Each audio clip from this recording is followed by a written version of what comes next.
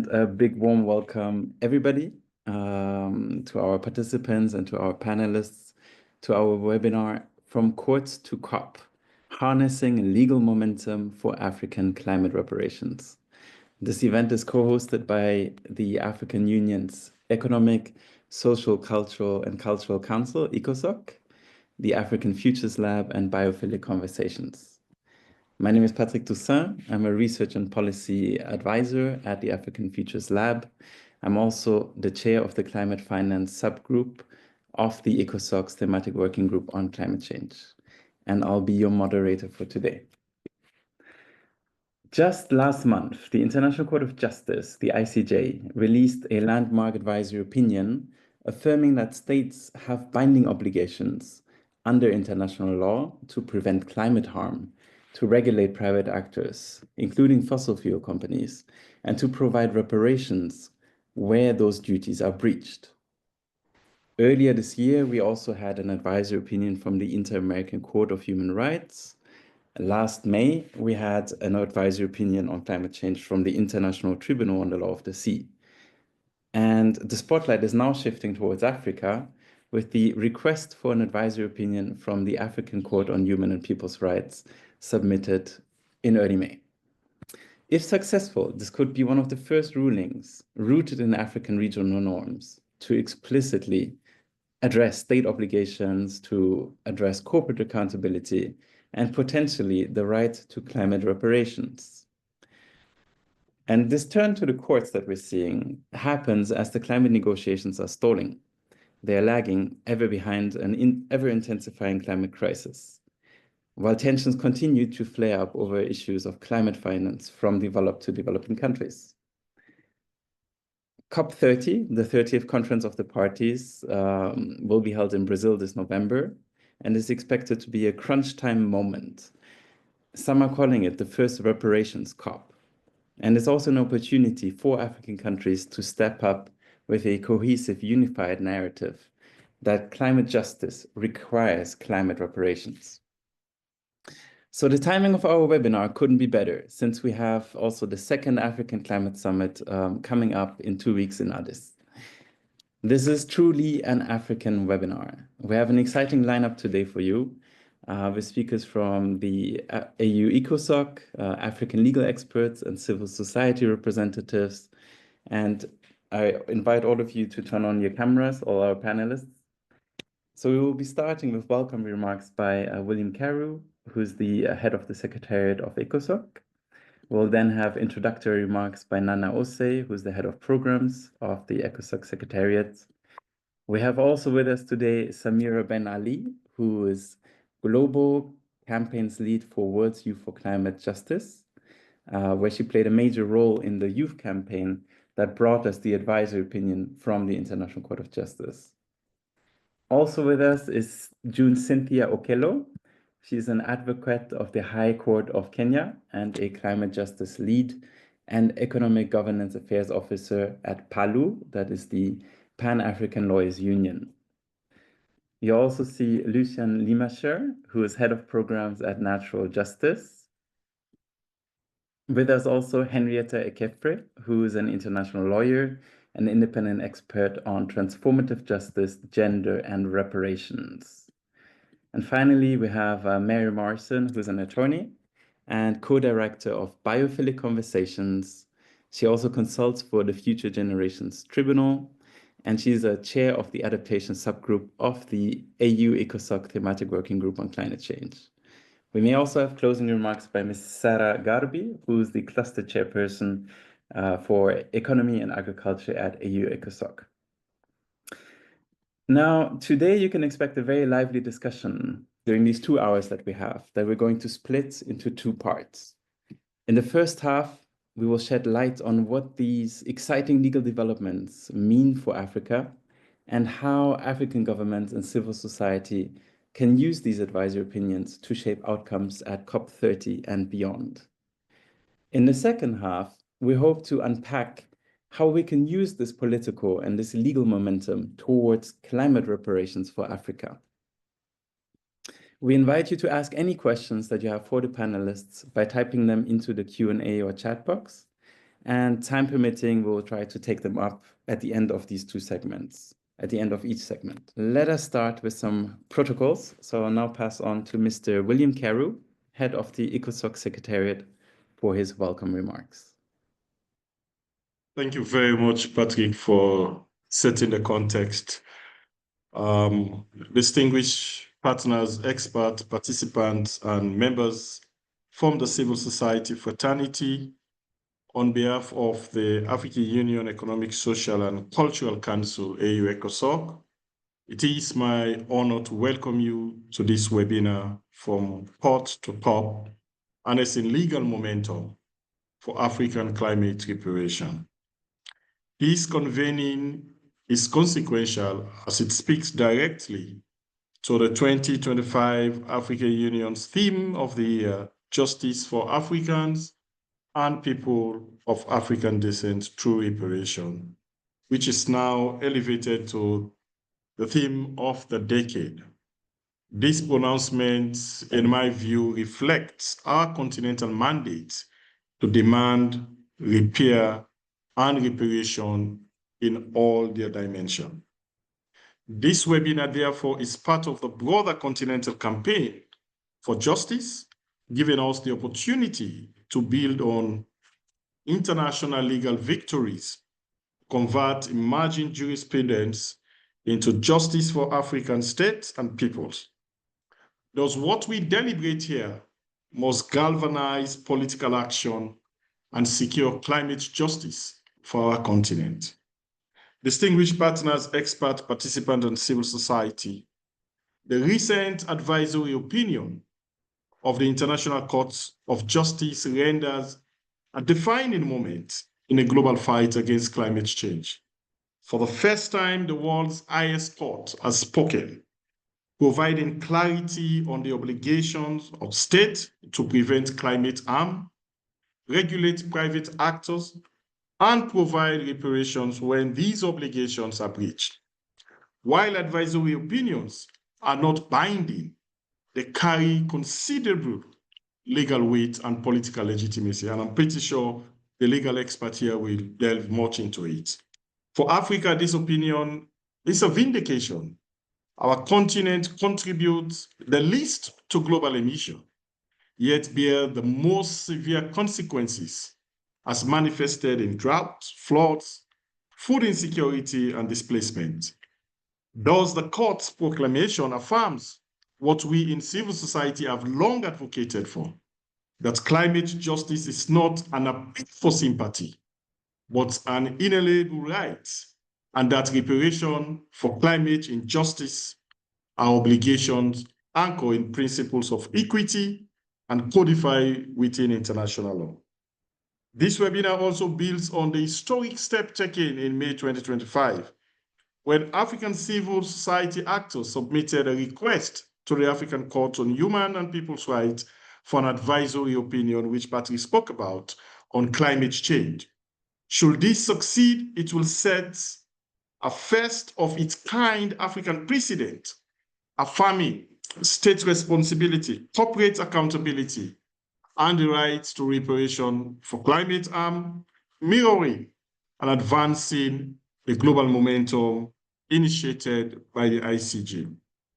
I would like to specifically commend our partners, the African Futures Lab and the Biophilic Conversation, who are members of the ECOSOCC group, for demonstrating the power and influence of civil society. The civil society can wield in shaping the continental agenda and amplifying African voices across international fora. Finally, this is our platform to define Africans' voice. It is our duty to use it to ask the right question, give the right answer, and create a path for Africa's climate justice. The deliberation we hold today will shape the position we carry to the African Climate Summit, to the African CARICOM Summit that is also expected to take place in Addis Ababa, and the COP30. It is therefore incumbent upon us to champion what Africa has demanded for decades. Climate justice means climate reparation, and justice delay can no longer be justice denied. I urge all of you in your various capacities as legal experts, civil society leaders, and policy advocates to engage fully. Together, we can turn legal wins into political action, fortifying our alliances, and position Africa to engage COP30 with a unified strategy. And I therefore thank you, and I want to wish all of us a successful deliberation as we kickstart this webinar. Over to you, Patrick, and thank you once again.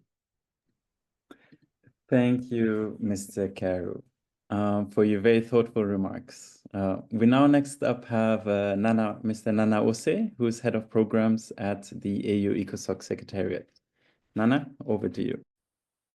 Thank you. Thank you very much. Let me just stand on the existing protocol. And for my part, welcome everybody to this important conversation, and to thank you, Patrick, also for convening it. I think I will probably begin from where William left off, because he had mentioned that the conversation around reparations has to be looked at from all dimensions.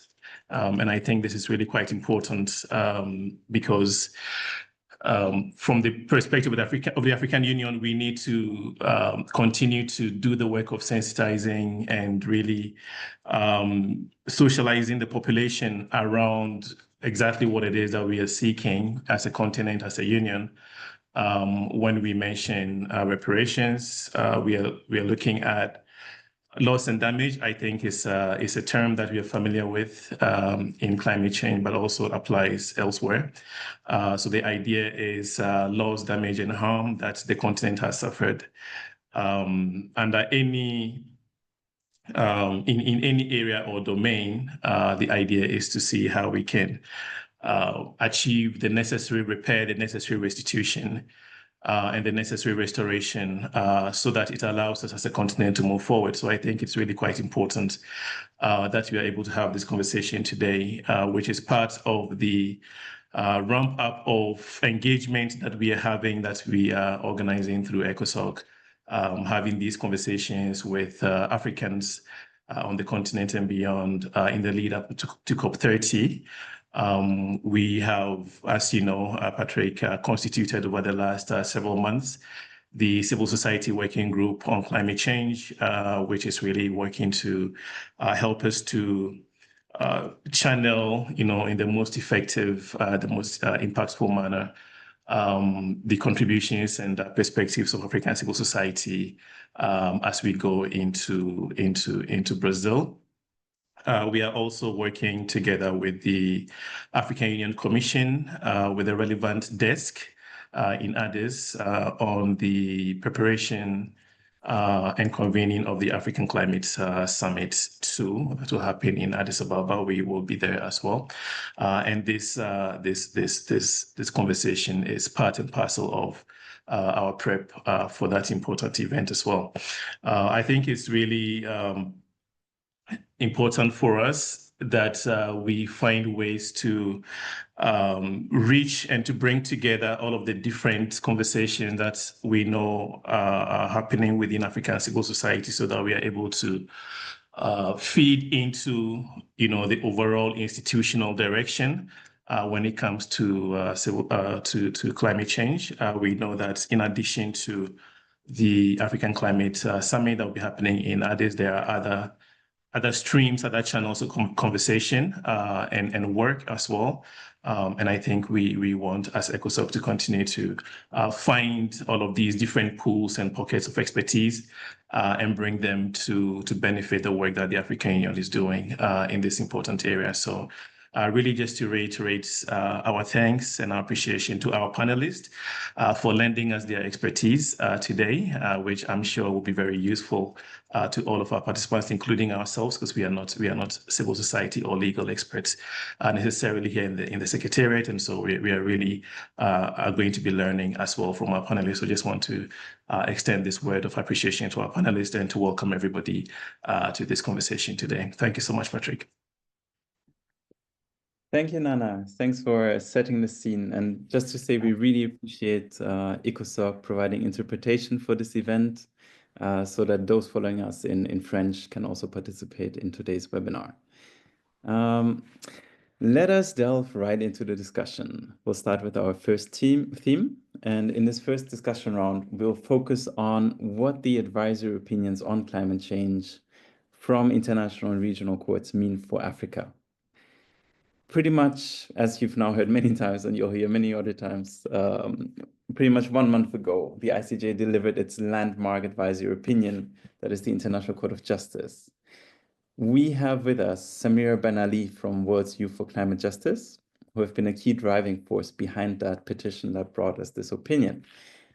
Samira, can you share a few words with as little legal jargon as possible about what the International Court of Justice said and why it matters for Africa? Yes, thank you, Patrick. It's a pleasure to be here, and thank you for the invitation.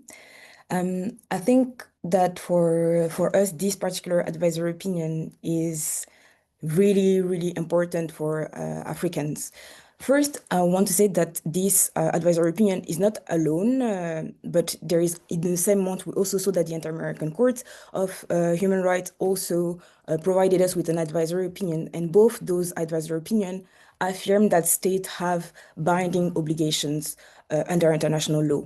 So basically what that means is that states have obligation, whether it is to protect our human rights, whether it is to protect us from harm that is caused when states are polluting, when harm is caused to, for example, the sea.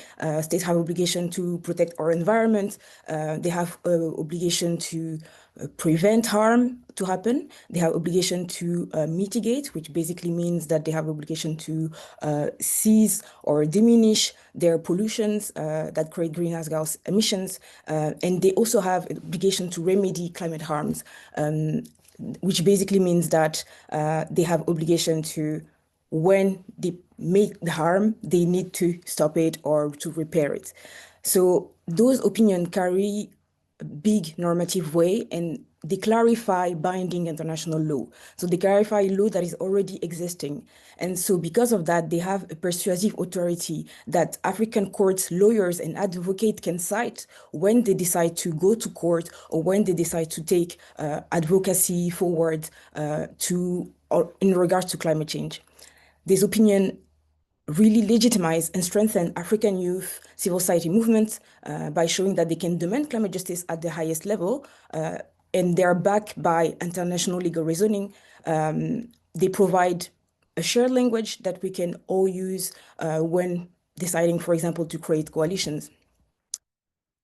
I think it's also interesting, what is also interesting for this opinion is that they provide a lot of food for thought and a lot of food for action when it comes to strategic litigation for Africans, because it's going to clarify the duties of states when it comes to prevention, precaution, human rights protection, and also intergenerational equity. For example, states that fail to mitigate, that fail to reduce emissions or adapt to policies, now we know that that is a breach of their human rights obligation, which are binding obligation. And for example, the ICJ advisory opinion, but also the Inter-American courts say that those will be breach of the right to life, to health, to food, to water, and culture, and all of those who are part of the African Charter. They also mentioned the fact that states must also regulate their private companies. So polluting companies and foreign investors must be held accountable when they come to other states to make their investments. For example, the ICJ say clearly that any breach of legal obligation by states in the context of climate trigger a full suit of legal consequences under international law.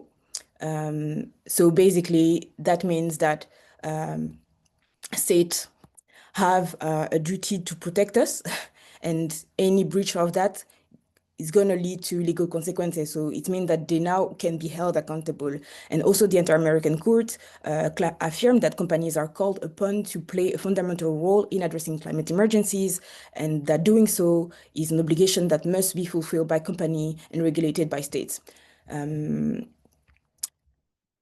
other than those kind of advocacy, we can also see that this will have an impact on policy advocacy for African state and African civil society in general, because now we have this narrative shift that is really happening at the global level, where now we can see clearly that climate justice is not charity, but it's a legal duty. And that can be really be the base of advocacy.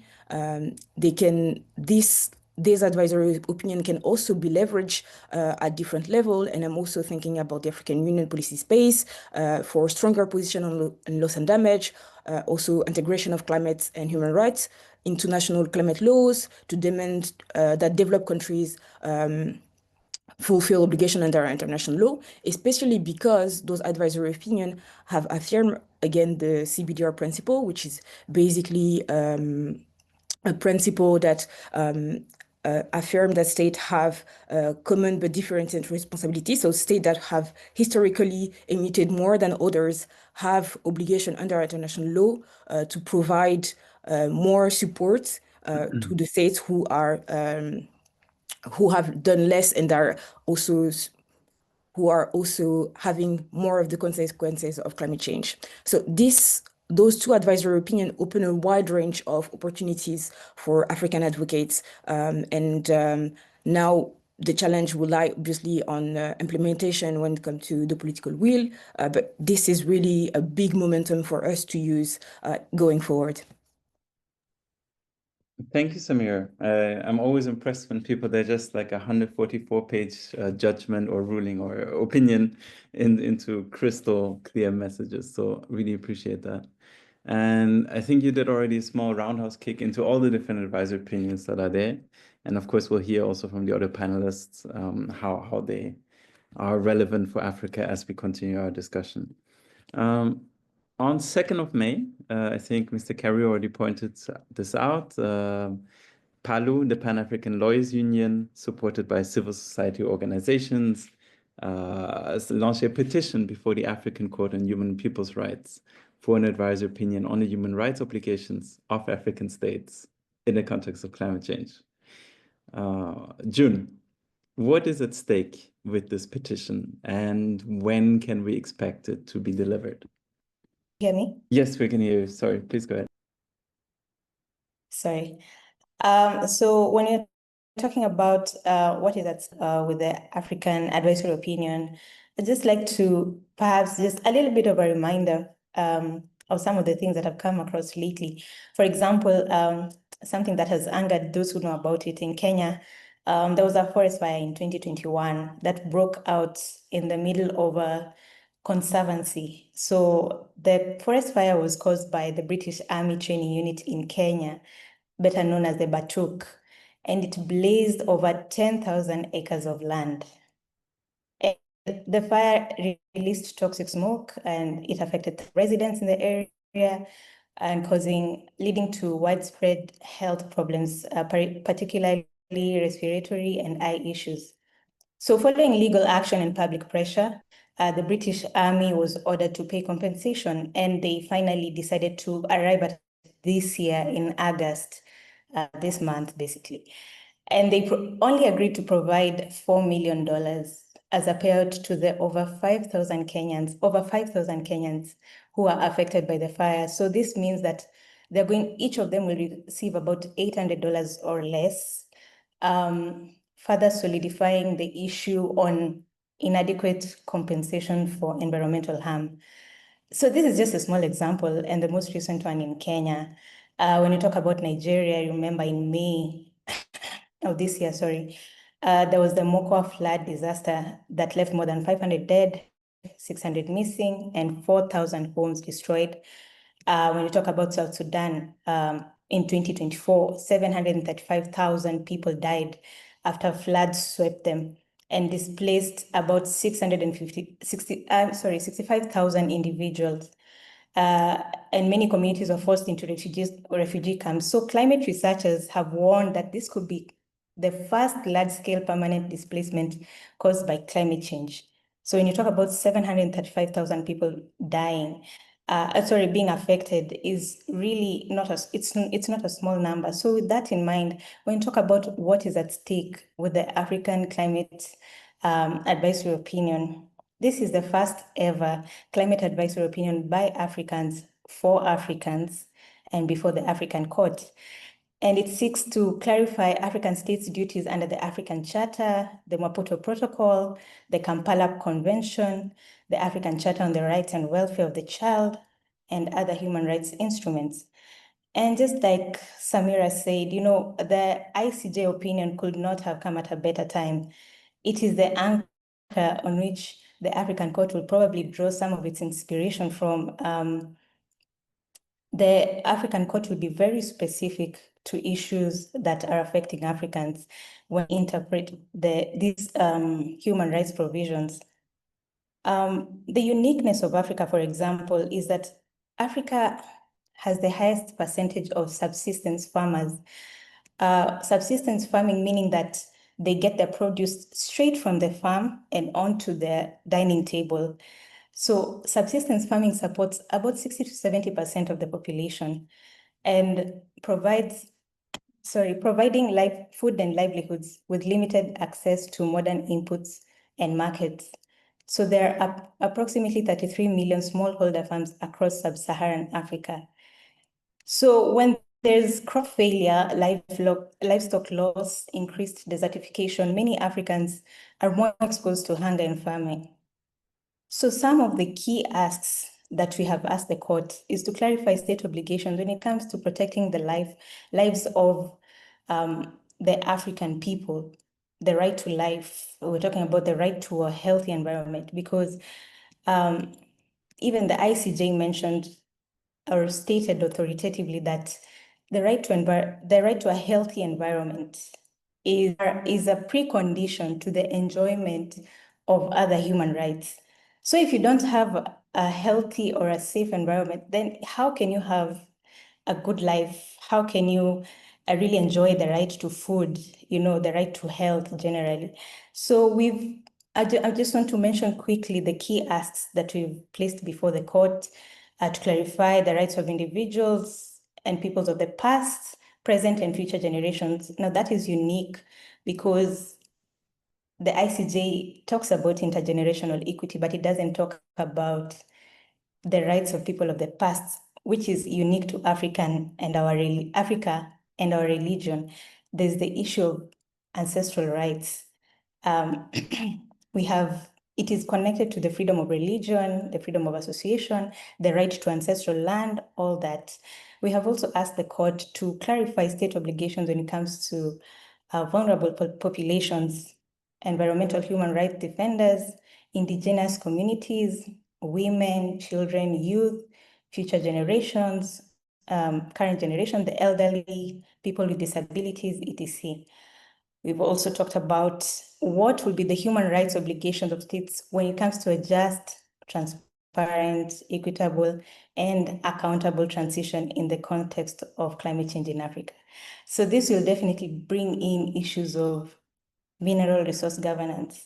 Where does Africa stand when it comes to transition minerals, the most critical minerals that are required in the just transition?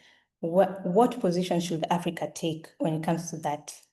We're also asking the court to clarify state obligations when it comes to implementation of adaptation, resilience, and mitigation measures in response to climate change. So the key word here will be implementation, because we know Africa is not the cause of climate change. Africa is just suffering the brunt of climate change. However, when it comes to implementation, when we get the money, for example, what are we doing? Because we have competing interests, right? We have poverty, we have energy poverty, we want to develop, we have corruption, we have illicit financial flows also happening. So how can we prioritize climate change so that people stop dying, so that people can enjoy the right to a healthy environment? So the key word is implementation. That means corruption, or do we implement strategies to prevent loss And just quickly, as I wrap up, is that what would be the applicable human rights obligations of states to compensate for loss, damage, and reparations? This is a connection to the push for adequate climate finance and reparations from the global north countries and historical polluters. And we're also asking what would be the responsibilities of African states when it comes to third parties, including international monopolies. Now, this is unique because the ICJ only mentions international monopolies, but it did mention that one thing that amounts to an international wrongful act is granting of new exploration in the oil and gas industry, especially because the problem we are facing is because of the emissions in the first place. So that is somewhere that the African Court can draw from. And finally, what will be the African states' obligation when it comes to limiting global warming to below the 1.5 degrees threshold and to avert an existential climate crisis for present and future generations on the continent? So those are the key asks that we placed before the court. So when it comes to an expectation from the court on when to issue this, because we only filed this on the 2nd of May this year, and so we hardly know the timeline of the court. They only took about 2 months to approach the filing, and they also have the African Commission session coming up very soon. So they're quite busy at this moment, but we're hoping to see some progress by the end of the year, but probably the opinion itself might be rendered very late next year or in 2027 generally. So it's very difficult to tell, but that is it's just an estimation for now. Thank you, Patrick. Thank you so much, June. I think this provides us with a lot of fodder to help launch our discussion, focusing a bit more on what African countries can do also to support this process. So we heard already a little bit from Samira on the ICJ opinion and the wider ecosystem of advisor opinions. We heard from June specifically on what to expect from the African Court. And of course, it sounds like it's going to be fast-tracked, but maybe this is just my interpretation. Right, now over to you, Mary. You're a co-director of an NGO, Biophilic Conversations, and you work closely with grassroots communities. So I'm very curious to learn how can African civil society organizations and grassroots communities support a process like the African petition? Is there a way to get involved? Is there a way to bring unique perspectives to this? Thank you, Patrick. I'll start picking it off again with a story, like the way June and Samira have started. One of my previous works was when I was protecting a fig tree in Westlands, and they were building the expressway. Yes, I use it, but at that point, I was protesting it not being made. And I fell into I was in the category of the person who was assisting natural justice at that point in Katiba Institute in drafting the court documents which we had filed a case.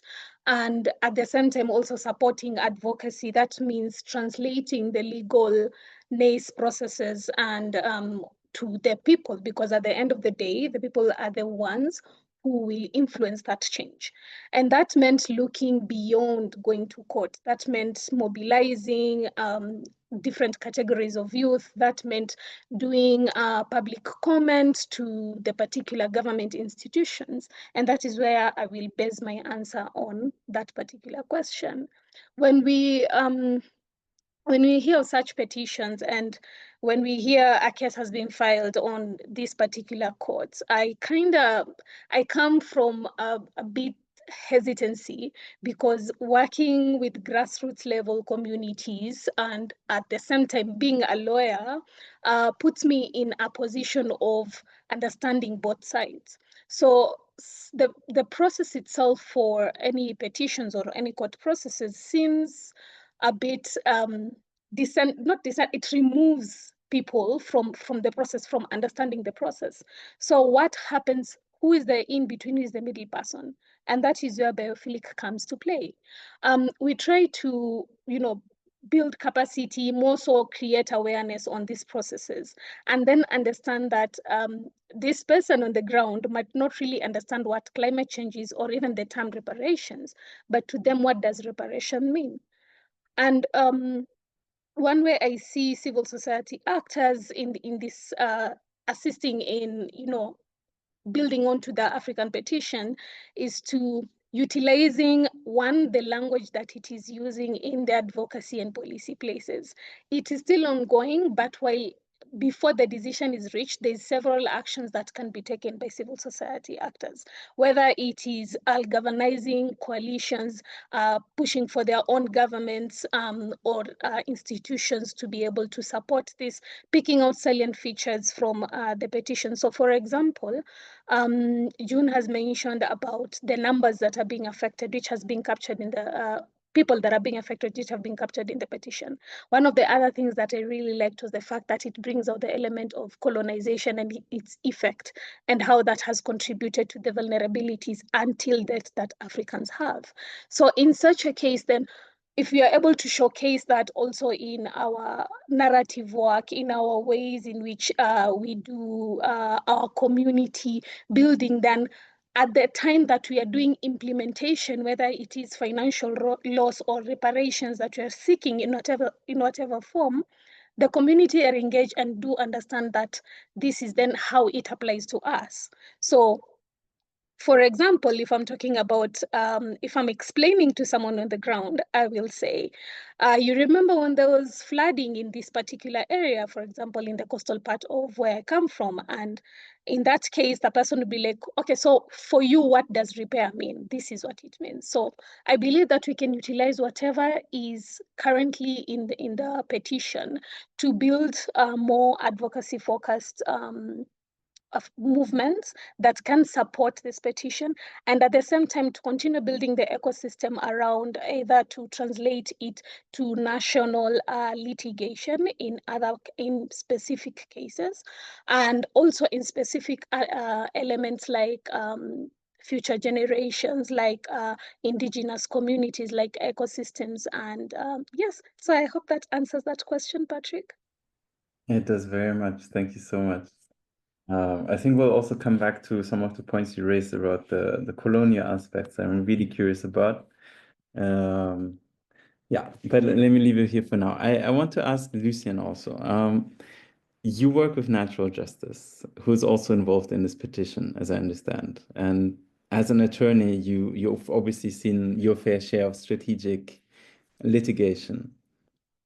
What impact do you expect that these advisory opinions will have on strategic litigation and on legal mobilization for climate justice in Africa? Yeah, thanks for that, and thanks, Samira, Mary, and June for your response. I think you've done 90% of the work. So I'll just add a bit of information. So look, from the climate litigation perspective, obviously these are advisory opinions. And over and above that, they are international judgments. And so trying to bring them and incorporating them on the African continent might be a little bit tricky from that perspective. But that being said, though, I believe what these advisory opinions have done have taken the moral theme around climate justice, climate disaster, and have legalified it, if I can put it like that. In other words, that we now do have tangible outcomes where judges have sat down, reviewed all the information, and seen exactly what is going to be the impact, what are the legal implications, what are the legal principles we need to be looking at. And I think that is incredibly powerful. Now, although I said it's going to be tricky to see how we can apply these advisory opinions, it certainly has increased the jurisprudence of what's available for us to use at a national level. Also, what's quite interesting, depending on which constitution you're looking at on the African continent, because we have numerous states, a lot of the constitutions actually incorporate international law and customary international law. So there is going to be ways where we can start incorporating this. Just recently, there was a case in South Africa against Total and Shell. And in that judgment, there was discussions around international law, customary international law, and how we can apply that when it comes to climate impact litigation where you want to potentially lead. So I think from that strict perspective there's huge impact that can be made. And secondly, what it has also given is it's almost a David versus Goliath story, because now you've got states who tend to not have a very strong fight when it comes to climate change internationally, now being given the impetus to go and take this to a COP30 and say, look, the highest court in this world is saying we can actually do A, B, and C. And so I think it puts a huge spin on how we're going to negotiate when we go to COP and some of the other international convenes that are going to be happening this year and next year.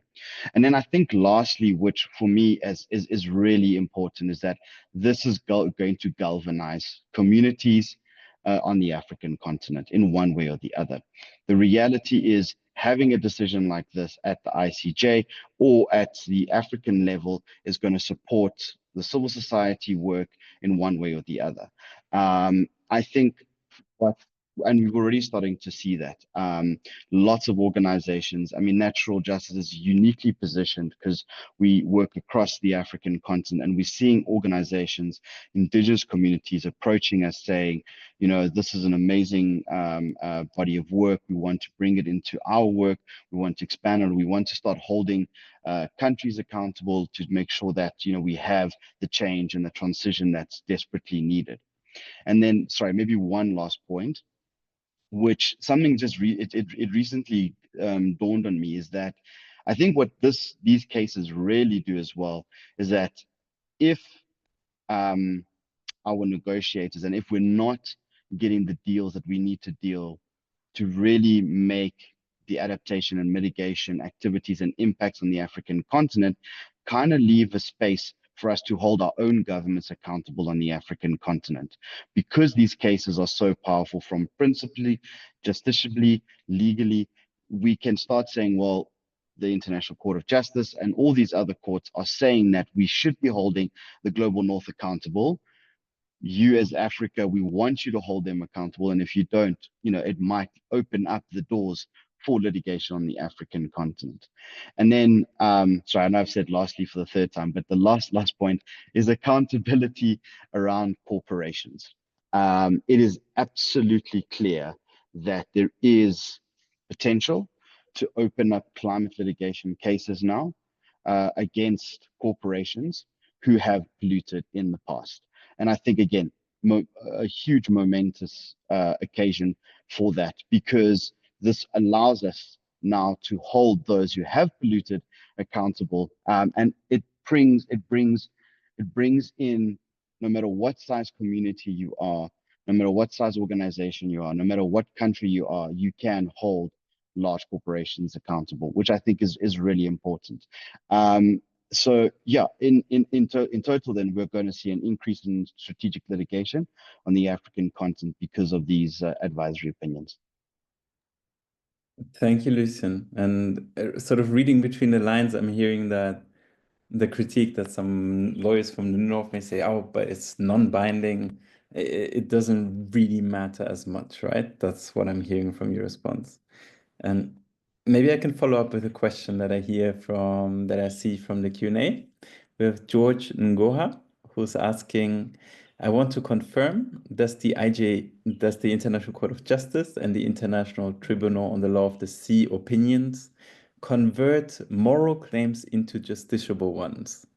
And do these confirm that state responsibility is in play? Will the polluter pays principle be respected given the global shifts, especially in the global north? So I think it goes a bit in the direction of what you've already been explaining, Lucien. But if you or any of the other panelists would like to respond to this.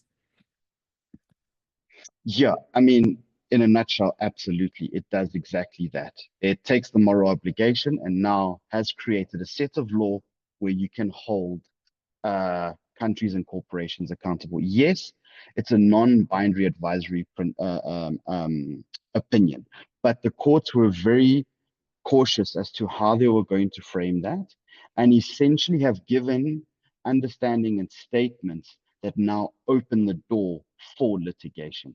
For example, the issues around reparations, it's clear that that door is open. The court went to something along the lines of saying that the countries who have been affected by the climate crisis caused by other countries can litigate at the International Court of Justice because of the no harm rule in customary international law and the human rights obligations that exist around right to life, right to food, water, culture, and of course, the various conventions that exist. So absolutely. It also talks about, which I think is really important, the disproportionality around the emissions. And I think the court making that recognition, again, not not a binding opinion, but making that recognition that yes, some countries did pollute way more than others, clearly had a responsibility to make sure that they didn't pollute as much, or if they did, that there would be some sort of collegiality and negotiation with countries who were going to be impacted, failing which is what happened, they have a right to sue at a domestic court, international court, or other courts. Thanks so much for clarifying that. I also see another question I want to take up because it's also linked to climate litigation. And I don't want to put you on the spot, Lucian. Like anyone, feel free to come in on this. We have Lutando Villacasi, sorry for butchering your name, who's asking, attribution science has been a major hurdle for climate litigation around reparations, essentially causation. In what way does the opinion from the ICJ or the other bodies overcome this issue of causality and attribution? Any of you, feel free to come in as you see fit. Yeah, so hi Lutando. If you are a fellow South African, thanks for the question. So from my perspective, the causation issue is still a question mark, and the court essentially said you're going to have to bring it on a case-by-case basis. So whether you're going to be using attribution science or other scientific reports and expert witnesses to provide who was the main polluter, you're going to have to bring that on a case-by-case basis. So I don't think it's made attribution science less relevant. I mean, we know the amazing judgment that came out of Germany recently, where attribution science was essentially given the go-ahead as a scientific way to prove that there was pollution and then to hold a corporation accountable for that pollution caused by them. So it just means that we're going to have to do this on a case-by-case basis. And to be honest, I don't see any other alternate, unless you want to undertake a class action, but that's never been tested at the ICJ, and I don't think is allowed at the ICJ. So yeah, that would be my short answer. Thanks. Thank you. Would any of the other panelists want to come in on this? If not, I've got more. Okay, I see no hands up. Now, I'm really curious, and let's bring the conversation a bit back to Africa in terms of like the relation between the legal space, but also the political space. We talked a lot already about what these opinions mean, how they may be used in courts, how they may be useful for civil society, grassroots organizations. Now, looking more concretely towards COP30, where countries come together to negotiate, and usually the African countries, 54, I think, of them together come and have like a group position, right? So how can African governments use these opinions to build a strong and unified sort of negotiating voice on this? Can you think of a concrete strategy to do that? Have you any thoughts on this? And that's to all our panelists. I see Samira, and yeah, please come. Yeah, thank you for that question, Patrick. When it comes to COP30, I think that all those advisory opinions are going to be extremely useful. One thing that I forgot to mention before, but that may be obvious already, is that this ICG advisory opinion, one of its starter points is that it reaffirms again the science based on the IPCC. So that is like a good starting point for us because, for example, the IPCC mentioned concretely that when it comes to climate change, it's becoming increasingly damaging especially for African states, and it's becoming increasingly difficult to avoid while strongly concentrated among the poorest vulnerable population. So already the IPCC, while stating the fact around science, also make that clarification on the most vulnerable population that are being affected. So that could be a good anchoring for African government who like to go ahead and create a strategy together to anchor it on science and also to anchor it on the law again. These advisory opinions are also extremely valuable because they said a lot on on COP and on the UNFCCC in general. They have made mention of the fact that 1.5 is still the goal that we need to think about, even if now we're seeing more discourses around 2 degrees, the ICG, but also the other advisory opinion clearly say that no, we need to stay focused on what is going to be doing less harm to all of us, which is 1.5. That was what we defined 10 years ago, and we need to keep on going with that. It sets a clear human rights baseline that African states can use to create their narrative.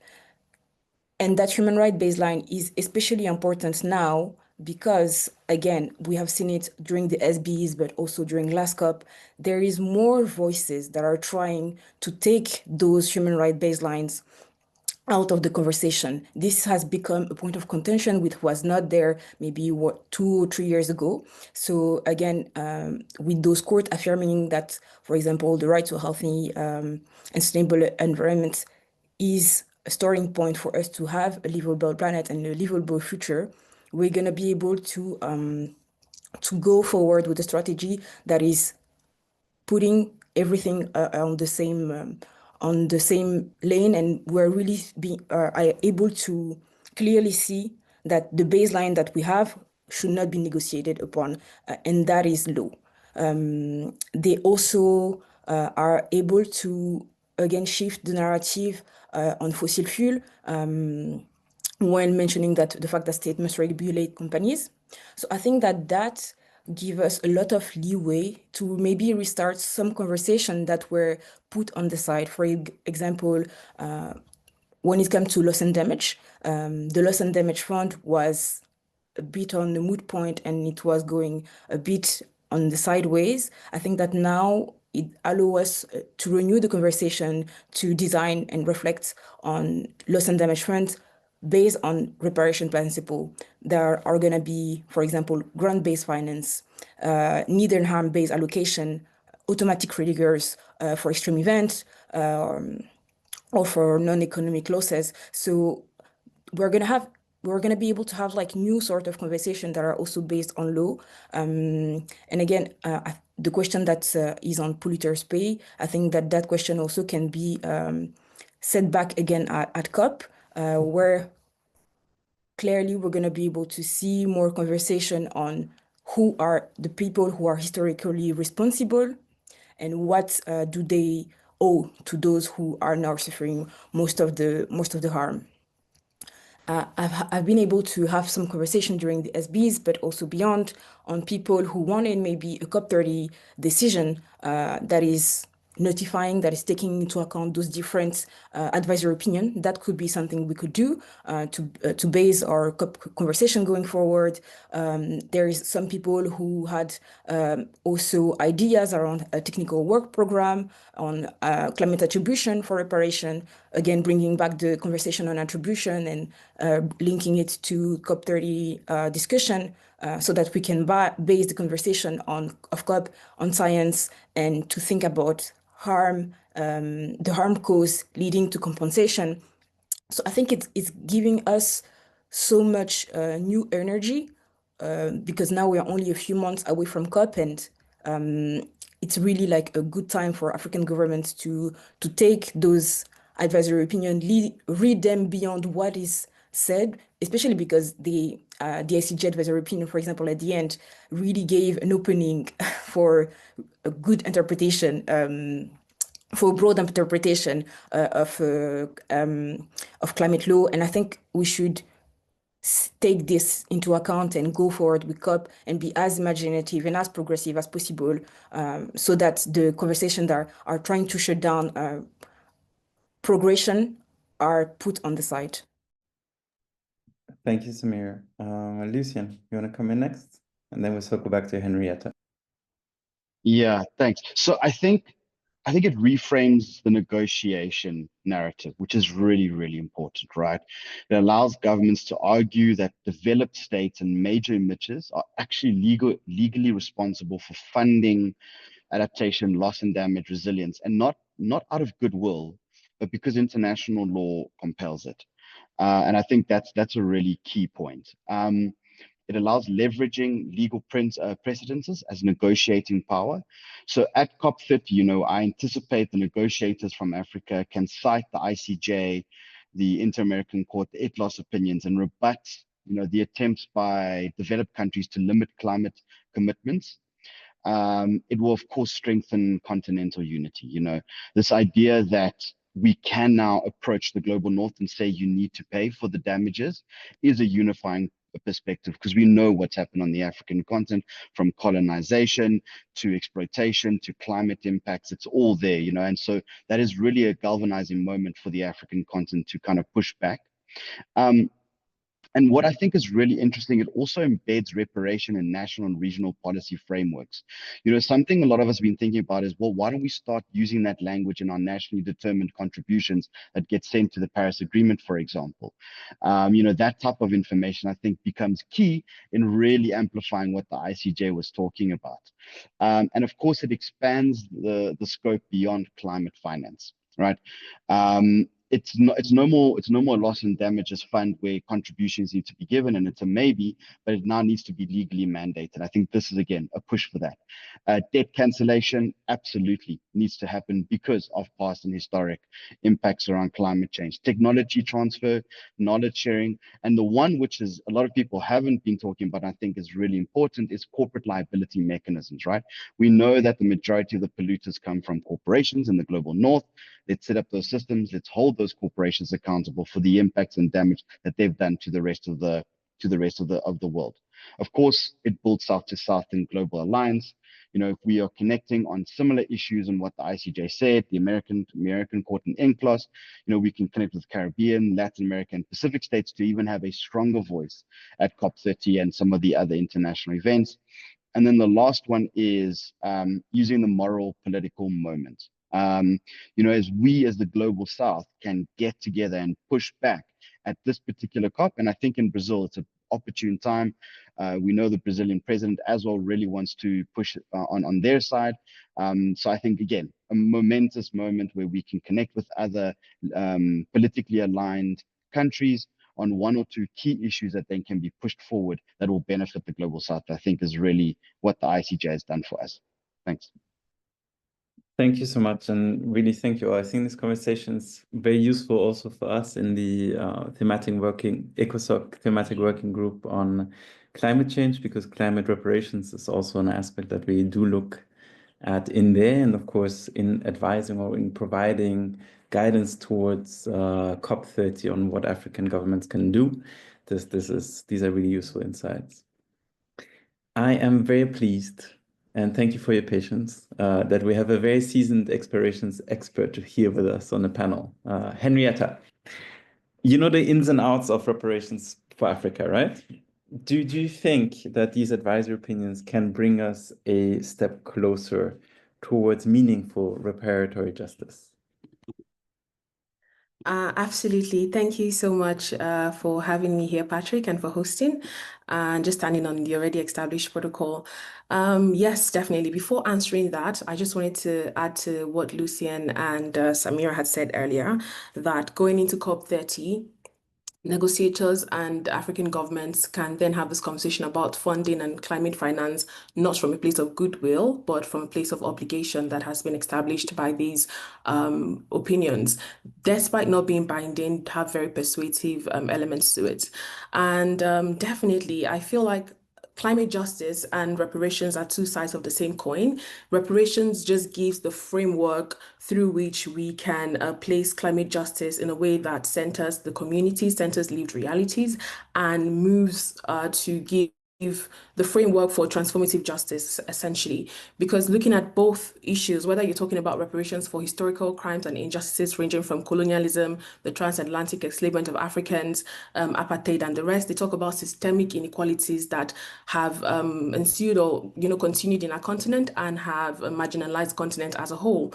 And when you think of climate justice, essentially it's trying to do the same thing that repairs the harm that has been done. And so it is important that when we speak about reparatory justice and framing reparatory justice for the continent, climate justice is central. I definitely have a lot of thoughts to share on, I guess, when we come to talking about African Union institutions as to how they could potentially center reparations in the framework with some of the institutions that the AU is set to put in place. For starters, when we think of the African Common Position on Reparations, which is supposed to be adopted by the Committee of Experts on Reparations, it will be important to see how they center climate justice in that conversation, and also seeing the 5 key tenets of reparations, then transposing that to climate justice. So you're talking about guarantees of non-repetition, you're talking about, compensation, and basically putting structures in place that amplify communities' realities. So communities are part of that decision-making process, are part of framing reparations policies on the ground. So as you have national action plans for climate justice, in that same way, they should center reparations. Those would be like my initial thoughts on drawing the linkages between the two. But I'll definitely say climate justice and reparations, two sides of the same coin, and having a reparations conversation without climate justice would be incomplete. Thanks so much, Henrietta. And I think you're really setting us up for what is the second theme of our discussion today, and we're also reaching the halfway mark. So we've spoken a little bit about what these advisory opinions mean, what they do, what they mean for Africa, right? We've heard loud and clear, I think, from all panelists that the ICJ's opinion especially, the International Court of Justice's opinion especially, sets the scene for climate reparations. We also touched upon COP30 as a pivotal moment, a potential reparations COP, and the first of its kind in that sense. And I think Mr. Karu and Nana Ose, they've both underlined the importance of reparations to the African Union as expressed through the theme of the year this year, but also the decade on reparations for Africans and people of African descent. Now, in turning to this part of our conversation, I would like us to shift towards or pivot towards taking a closer look. What does it really take to shift the narrative for Africa and to build alliances around climate reparations? And as part of my work and our work at African Futures Lab, we've spoken to many different activists in Africa and different NGOs about climate reparations. And it still seems a very niche concept. People emphasize adaptation, they emphasize tree planting, carbon markets, but when you prod on the issue of climate reparations, often you don't get so much feedback on that. So maybe let's take it one step back and start here. How can we define climate reparations from an African perspective? And this is a question to the whole panel, so feel free to come in as you wish. I can maybe start. I think that when we want to talk about African perspective on climate reparation, it's extremely important for us to think about it from a holistic point of view. We can't only talk about climate reparation as being a simple financial transfer. We need to go back a bit and talk about the history of slavery and what it caused. Talk about colonialism, its roots, and now where we are at. And we need to also talk about the extractive exploitation of African land. And that is still ongoing. This is not something of the past. We can't move forward if we don't acknowledge that and we don't stop it as it is. I think that for a lot of communities, and countries who are vulnerable to climate change. Those things are obviously intertwined. We can't think of one without the other. However, when it comes to the global narrative of at least global north climate reparation, they are really easy and happy to take that part of the discourse away. And we need us as Africans to take back the narrative and center it on its roots, which is on colonialism. And when we want to mention taking that into account and taking the narrative back into account is going to allow us to go back on the discussion of reparation and have a more integral view of what we may need, what we may want. And reparation here can take several forms. It can take restitution, restoring what has been lost, the land that have been lost, as desired by the people who have lost those lands. It can take the form of compensation. That can be material support, that we can talk about finance now, but that needs to reflect the real cost of climate harm. And that must not be only done half-heartedly. We can talk about rehabilitation and also maybe strengthening food system, health, education. We can talk about satisfaction, acknowledging wrongdoings that have been done to the people and to the communities, to the history, to the cultures. So many forms of wrongdoing have been done to those territories. And of course, it must take the form of cessation and guarantee of non-repetition. So now we're still seeing a lot of global North-led companies in the continent that are still perpetuating form of extractivism and colonialism, and that must cease if we want to have true climate reparation. And that must not only cease, but it must never be repeated again. And only from that holistic point of view that we can start to have true accountability and start to heal as a continent. So yeah, those were my first thoughts. Thanks, Samira. Just very quickly, a comment from the Q&A with Abdul Rahman Edward Koroma, who emphasizes that climate justice should be considered from the start of the Industrial Revolution of Europe, Asia, and the West. So reparations on climate justice should be considered with the exploitation of African resources. Just wanted to throw that in. And now over to you, Mary, and then June.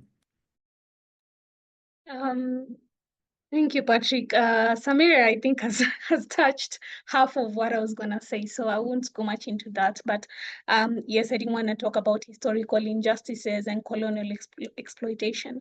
So I believe that what this centers is the aspect of dignity, because reparations is not only about compensation, but the fact that all humans deserve dignity, which includes the communities that have been disadvantaged by this injustices that have happened for a long time.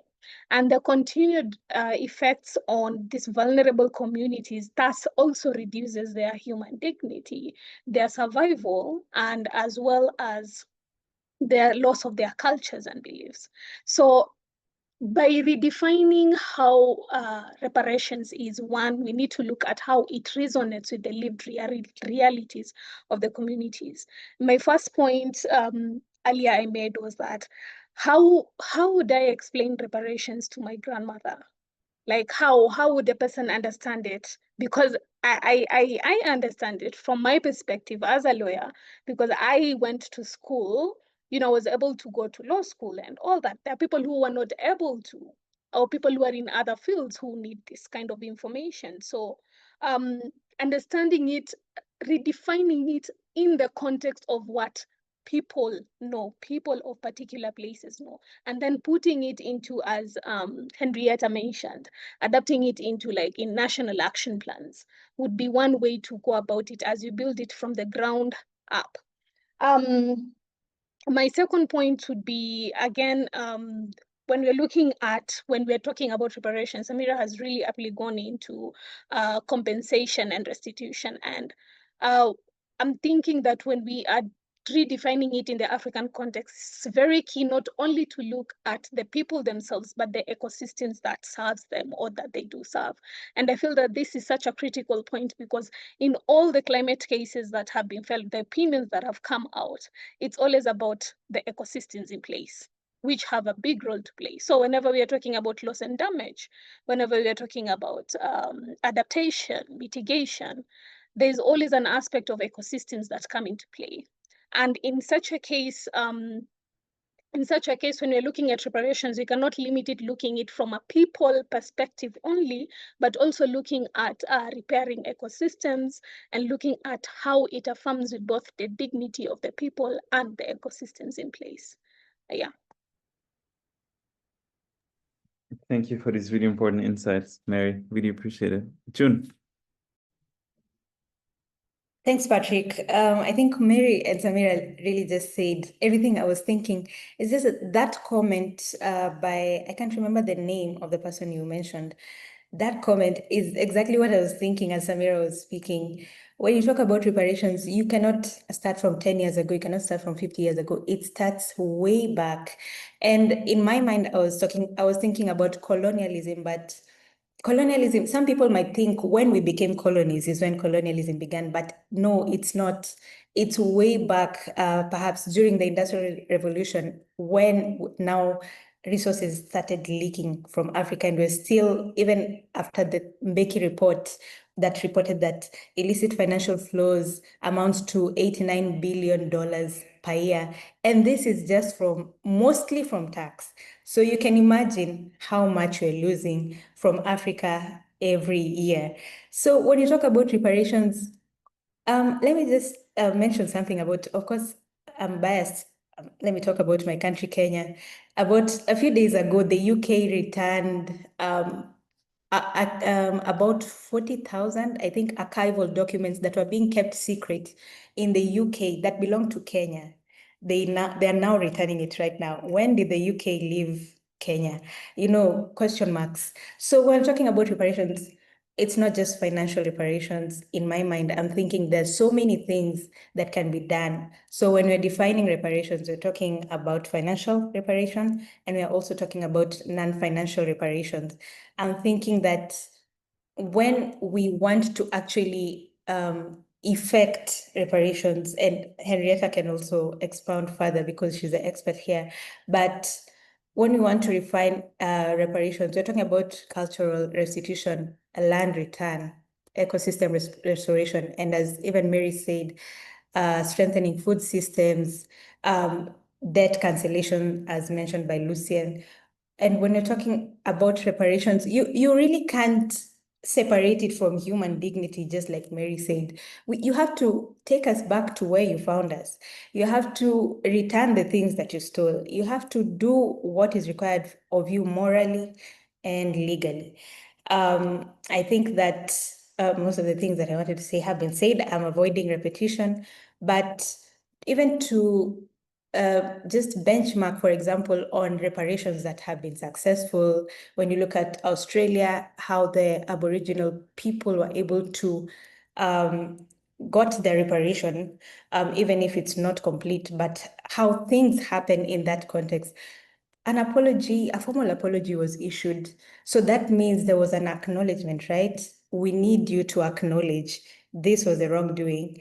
And from there, now take on the responsibility of effecting reparations, bring back what you're supposed to bring back, pay for what you're supposed to pay for.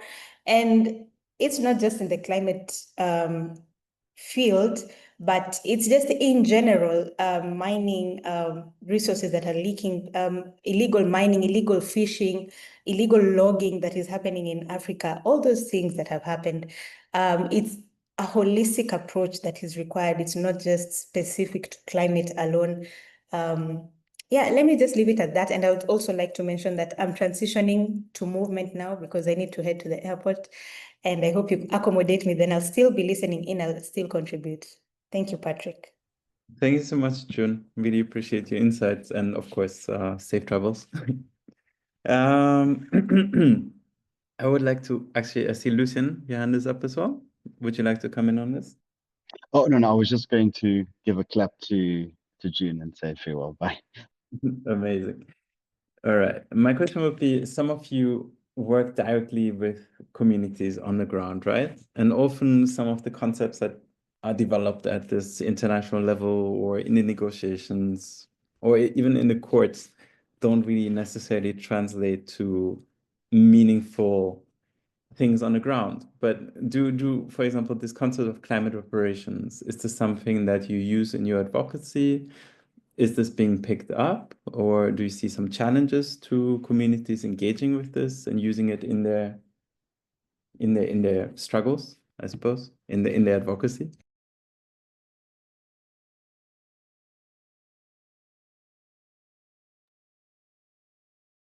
Please jump in, Lucien.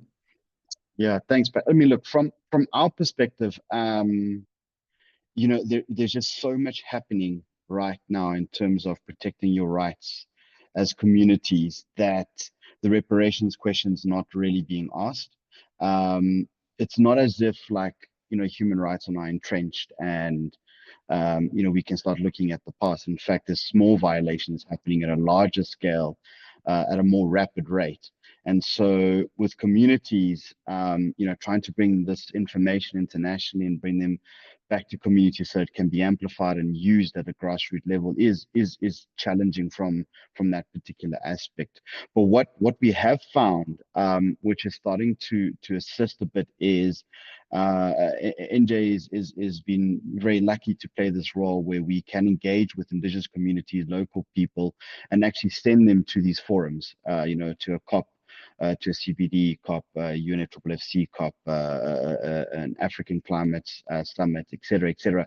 And I think that is giving a lot more space for communities' voices to come through, and you're getting exposed to the negotiators, you're getting exposed to people who are involved in those spaces. And I think that is now starting to transfer the ideas around how do we move forward as communities and indigenous people, which natural justice works. And so from that perspective, it's been quite successful. But you know, if you're looking at a community right now, the reality is that it's a mining, you know, it might be some sort of industrialized complex, a mining company, large agriculture, whatever it is, and you're fighting on a daily basis just to stop the environmental damage happening right now. You know, you're not thinking about the climate impact and reparations. You're just at the cold face of it and trying to fight as far as you can, bringing in lawyers, bringing in people who can support, getting funding for defenders who are being assaulted and attacked on a daily basis. So yeah, it's a very tricky one, and actually could take an entire 2-hour discussion on this particular one. So how do we develop frameworks and processes and systems so that we can give these spaces to communities? Thanks. Thanks, Lucien. I see also in the chat we have a comment from Esther Moaniki saying, I agree with the idea of simplifying the conversation on reparations to a point we can get our grandparents to understand it. To do so, we must bring on the table, to the very table, the very diverse groups of people. I find a lot of these conversations are led by lawyers, but we need economists, teachers, media, etc. on the table for reparations conversations in Africa to become a reality. I think we should digest this a bit, but over to you, Samira. Thank you, Patrick. Us at World Youth for Climate Justice, we are an organization that has worked really globally to have those advisory opinions that we have mentioned so far. So right now, we're trying to, now that we have those advisory opinions, we're trying to shift into working more with local communities on understanding what those advisory could mean for them. So we have had initial conversation, and I don't think that the word reparation has been that recurrent. However, there has been a lot of discussion on the sense, there is like a deep sense of injustices from the communities that we have been able to talk to. So I think that this is like the big first point that can lead to that conversation around reparation. The feeling that within people's lifetime, and even like young people's lifetime, like me or younger, they have seen changes happen before their eyes. Some of them have been displaced. Some of them are seeing that they can't have food in the same way that they used to. So people are seeing the changes happen, and they are feeling the deep sense of injustice. And now they're really trying to seek for solutions. And those solutions we provide are through, obviously, the advisory opinions. And with that conversation, we can bring the notion of reparation try to heal that notion of injustice and to try to heal that feeling that something has been owed to them, because it's true, something is owed to them. We have taken away from people, and we need to give back so that they can live the life that they used to and that our ancestors used to. So, so yeah, I think that there is something that is brewing, that has been brewing for a long time. People are, however, not really being heard, but we're trying to give platform for that to be done now. Thank you, Samira. Next, we'll go with Henrietta and then Mary. Okay, I just very briefly wanted to contribute to the aspects of communities framing the discussion as climate reparations. Just to echo what some of the other speakers have said, that while communities may not necessarily use that language, the understanding is there that harms caused must be repaired. But a particular community I'd like to highlight is with the Namibians, for instance, that are working on reparations as concerns the genocide that happened on the Over-Herero communities and Nama communities. They, I think, are framing climate reparations, are using that language because they filed the complaint at CERD and are pushing at domestic level to stop what's it called? On Shark Island, there's supposed to be like a port built on Shark Island. Shark Island is where 100 years ago the genocide occurred, and an organization called Forensic Architecture has released a report that speaks to how there are still ancestral remains of the people who were genocided on that island. And so now the country is trying to get into a deal with a German corporation to build Nama Port there, and the people are actively pushing against that because it's supposed to be a way to produce green energy, etc., etc. So for that particular community, yes, they are framing it, but other communities, even though they may not frame it that way, they are conscious about it. And the second part of what I wanted to respond to is, I think there was a question you read from the group, from the chat on, or I think someone had mentioned about who's on the table, how we should ensure like this is not just an elitist conversation. And I've seen it a lot with a lot of like the panels we have. It's for lawyers, it's potentially for judges, for people in this space. But there are still convenings like this one that allow for us to spread the gospel of reparations essentially to the public. And with my last role where we organized I think Afalab actually collaborated with HJF on this to organize a reparatory justice surgery that brought community representatives from Southern Africa. We had people coming from Namibia, Lesotho, Tanzania, communities who are seeking reparations for harms done, some whose ancestral like skulls of the ancestors were taken and still remain in Europe, so there are communities who are having these conversations, but there is definitely more work to be done to ensure that we basically sensitize more groups to be involved. And the other part of the question for me is, whose role is it to ensure that we democratize this space essentially and allow for access? I think of the way in which the African Union Transitional Justice Policy is being disseminated. There is the AU Youth for TJ Forum, there's the AU Women for TJ Forum, and they convene to get more grassroots organizations, youth-led organizations, women-led organizations to get into the space to disseminate the AU Transitional Justice Policy into like domestic and like local languages. And we could draw inspiration from that for reparations. Say, how do we then translate this reparations language to what is accessible for different groups of people at different levels of society? Thank you. Thanks so much. Mary, you had your hand up. You still want to come in? Yeah, I'll just be brief because I believe Samira and Henrietta have covered what I wanted to say, but just giving my perspective, two perspectives. One, I do co-direct for Befili Conversations, and how that started was making sure that different voices are heard, because the problem with, as you mentioned, Henrietta, having every person who comes to a particular convening talk about a particular, let's say, legal topic or something of the sort, it usually leaves a lot of people out and people left out, so they don't feel that they need to contribute to that process. So one of the ways in which we do is just breaking down concepts to working in collaboration with other civil societies and breaking down concepts to grassroots level. And that means I, as a lawyer, work with creatives people. That means I don't work with lawyers. So in such a case, they are able to, my partner is able to deconstruct whatever messaging that needs to go down to the communities and in a way that is understandable. And how we do that is utilization of Afro-centered methods. We used to have a lot of storytelling growing up. As Africans, we used to have a lot of, poems, using art and using systems in place that already exist in a way that to be able to create that awareness and disseminate information. So that's under biophilic. So my consulting with the Future Generations Tribunal is similarly the same bit, but more in a legal sense. So what Future Generations Tribunal does is we are doing our first East African tribunal. And when I talk about tribunal, the first thing everyone thinks is the legal one. But actually what we are envisioning is barazas, which is a community town hall where it has been there through time immemorial from I remember even my mom and my grandma telling me about these town halls that are held together. And what happens is that people come and they share their challenges and they share, what can be done better, as a community setting. And it's replicating that kind of system in place where people come and share their lived experiences, that these are community members.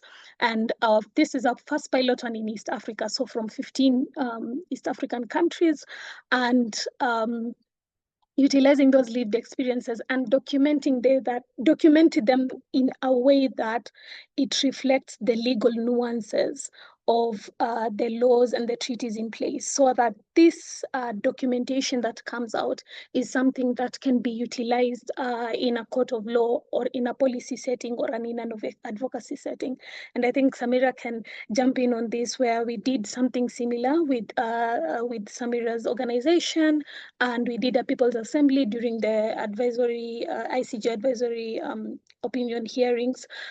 In December last year, we brought about 15 testifiers, and they provided lived experiences on that. And then we brought subject matter experts to contribute into the narrative, and it included lawyers, it included scientists, and it included even health experts. And this document was what was used as part of the proceeding, as part of the oral submissions during the hearing. And that was reflected by the document, by the ruling that came out. And doing it in Africa for the first time in Africa sets quite an interesting ground, because considering that we do have the petition present, and then we do have also the rulings that have already come out. So in those instances, Patrick, is when I see that we can, aptly utilize lived experiences of community members or the people on the ground. Thanks so much for sharing this exciting initiative. The tribunal, I think we'll probably all want an invitation to that. So let us know once it's up and running and when the dates will happen. But I think more seriously, you touch upon an important point, which is not just who sits at the table, but also where the conversation happens and how it's structured and etc. So I have a question looking a bit towards Lucian maybe as well, from Meghna Abraham in the chat. She thanks you all. The COPs have their own momentum, and it will be very difficult to get richer countries and producers to agree to allow any meaningful discussions around reparations. Are you, the speakers, aware of any attempts by Brazil, the host, or any other countries to change the agenda for the COP to ensure that there's a political follow-up around the opinion from the International Court of Justice? And to be fair, I was lucky or unlucky, I don't know, in Bonn for the SB62. And even there was a huge fight around the agenda, around climate finance. And this is most likely going to happen again, right? Please. Yeah, definitely there's going to be another fight. But I think what the ICJ's opinion does is that we can galvanize on that particular point and unite and go there with, one or two really specific ideas of what Africa potentially needs, rather than trying to deal with, the reality is I'm not sure if we can deal with every single issue. As everybody knows, Africa is an incredibly large continent. I mean, you can put so many global north countries into Africa and it still doesn't fill it up completely. So there's so many diverse cultures and ideas and thinking and stuff, that to have that really nuanced application, I think, will be difficult. But to go there with one or two ideas around global financing and making sure there is reparations, I think is something we can use. The other idea, which a lot of people have been talking about, is actually develop a continental reparations framework, which I then think will give the negotiators the power to go and negotiate at Bonn for next year, and then obviously at Brazil this year. But this is never going to be an easy challenge. And then of course you've got the global north who do not want this at all. They are going to fight tooth and nail to make sure that they don't have to. And if they do some sort of global financing system, it's obviously one that is going to entrench more debt, entrench more interest rates, and something that we cannot afford, nor do we want to be involved in. So it's going to be a very interesting Brazil COP. But I think we've got the global south, and we do have a lot of global north countries under, for example, BRICS, who are aligning to what we're trying to achieve on the African continent. I think that is going to provide a lot more pressure against the global north. Thanks so much. Any other reactions regarding potential pushback from the global north, or the structure of these negotiations being, I guess, a little bit more rigid, that an agenda may not necessarily be changed? If I can just come in really quickly, I agree with what Lucien has already said. I might add to that the fact that I know that the ICG advisory opinion, as well as the other advisory opinions, are going to be a huge point of advocacy for the Pacific states. Obviously, many of them were behind the proposal to have these advisory opinions, but they will be bringing this. They also had talks about having a UN resolution to back that, also to have not only the ICG backing, but the UNJ backing. They're trying, I think, to form coalitions. So this could be an invitation for African states to reach out to those countries who are planning to have that conversation on those ICG advisory opinions, and all that answer to reach out and to start forming coalition and advocacy points. When it comes to the host country, I think that so far it's a bit challenging to really understand where Brazil is at, because they're in one side saying it's going to be a people's cup, that is going to be, they're trying to make it as open as possible, but at the same time, when we think about it really technically, it's a COP that is actually not accessible at all for even state delegates from poorer countries and from civil societies. So it's a bit for me. This COP is going to be a bit challenging, because I feel like if we are not able to be there on the ground, it's going to be challenging for us to negotiate our position. So from there on, if Brazil went ahead and tried to simplify the process for those who maybe have lack of access to the platform, it will be a good first step to make sure that we can go actually into those conversations. Thanks for sharing that reflection. I'm going to bring in two more comments from the chat. One is from Umuren. Sorry again for butchering your name. Are African leaders really ready for reparations? Because while civil society organizations are organizing, campaigning, some African countries are still engaging in extractivism due to greed. We have another comment from Sinikive Sitole. Thanks for the discussions, but what is the role of diaspora in advancing advocacy and capacity building to support climate reparations? You may respond, but I also want to turn this maybe into a broader question around how can African leadership on this be supported through alliances? I think, Samir, you already talked about the Pacific Islands. Perhaps there is potential collaboration South-South with Latin America, who seem to have some positions around reparations. Do you have any advice, thoughts, guidance in that direction? That's again to the whole panel.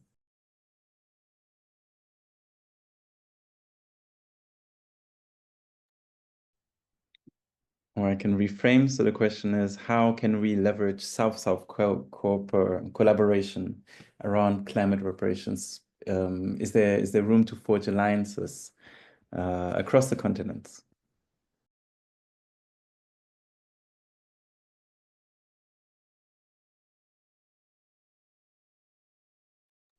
Yes, Luce. I see both Lucian and Mary.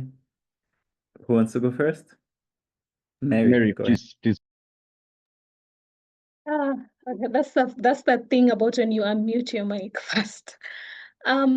So for me, from my own personal perspective, how I envision that we can build that alliance South-South. I feel that we do have some fundamentals, and one of the questions as I was looking at the chat was the aspect of Africans and Afro-descendants, which is a very key thing that I am trying to like really build on and follow up. And one of the things is that I do believe that the aspect that we do have Afro-descendants, that we have similar cultures and we share some of these historical injustices, would be one of the ways in which we bring that, so we bridge that solidarity. So one way would be to build that network between Africans and Afro-descendants and push for collaborations and synergies so that we are able to have like a standing. I do understand that Afro-descendants is fairly also a term that has been recognized during the CBD. If Lucian, you can remind me if that's the right thing. But I do remember last year when we were doing the CBD, there was aspects of, really focusing on the rights of Afro-descendants. So by that aspect, then that builds that synergy between Africans and Afro-descendants amongst the shared histories, inequalities that are somehow similar, and then open also other networks for how then to build the narrative of reparations. So that's what I had. Thanks so much. Lucian, did you want to come in? And then Samira? Yeah, mine will be very short because Mary, you highlighted a few of the themes there, but maybe as a potential example is the Caribbean reparations movement. It shows the importance of regional unity and framing of reparations as a collective demand. I think something like that would be hugely important. I think Africa could connect with the Caribbeans on that particular idea, and then obviously bring into the question around climate change, climate reparations, et cetera, et cetera. And then, if we look at Latin America, their rights-based approach with their regional agreements, I think play a key role here as well, where we can connect. Africa's got quite a few various regional agreements that are similar in drafting to what South America has, which is obviously steeped in human rights-based issues and principles. And so I think that's another potential leverage that we can do that. But the reality is, if we don't get governments to start doing that, it will end up as a civil society initiative and engagement again, which is something that we need to start moving beyond, and also bring in governments so that we can have some sort of momentum and movement on this. Thanks. Thank you, Samira. Please come in.